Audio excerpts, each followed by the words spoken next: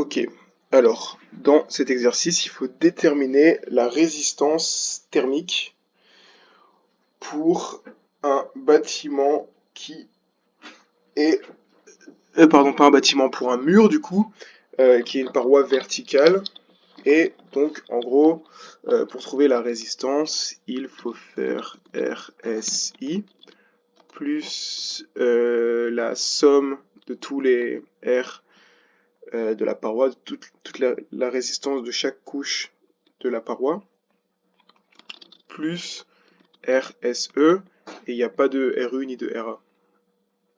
Et donc, tout d'abord, je pense que c'est bien de définir ce que sera RSE et de définir ce que sera RSI. Et du coup, vu que là, le mur il donne directement sur l'extérieur et pas sur un EANC, ni sur le sol, ni autre, alors du coup, sa valeur, ce sera 1,23. Et, oups, hop. Et pour le RSI, donc la résistance superficielle intérieure, comme elle est à l'intérieur dans un flux qui est horizontal, alors c'est 1 divisé par 8, ce qui nous donne du coup 0,125.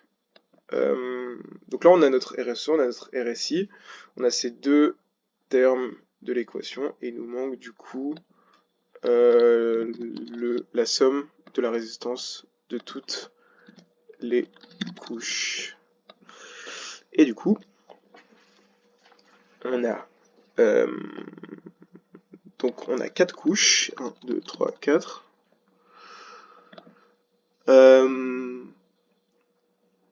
Et dans la couche numéro 1, alors on a des lambda, pardon, et on a des épaisseurs dont il est très important de mettre en mètres. Et petit rappel, du coup, 1 cm, c'est égal à 0,01 mètre. Hop, hop, et hop. Donc, pour le lambda, pour la première couche, on a 0,52. Pour la deuxième couche, on a 0,65. Pour la troisième couche, on a 0,041. Et pour la quatrième couche, on a 0,93. Et pour l'épaisseur en mètres, on a 0,02, 0,19, 0,15 et 0,02. Et donc du coup, on a la résistance ici qui est égale au produit, à la division de ces deux valeurs. C'est-à-dire l'épaisseur divisé par lambda. Ce qui nous donne ceci. Ensuite, donc on parle bien de la somme. On va venir sommer toute cette colonne. Et ceci étant fait, on a du coup les trois valeurs qu'il nous faut.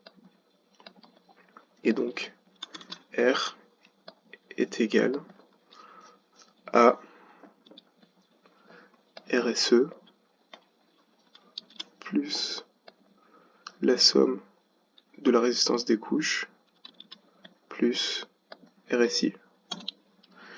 Ce qui fait 4,179, qui est le bon résultat juste ici.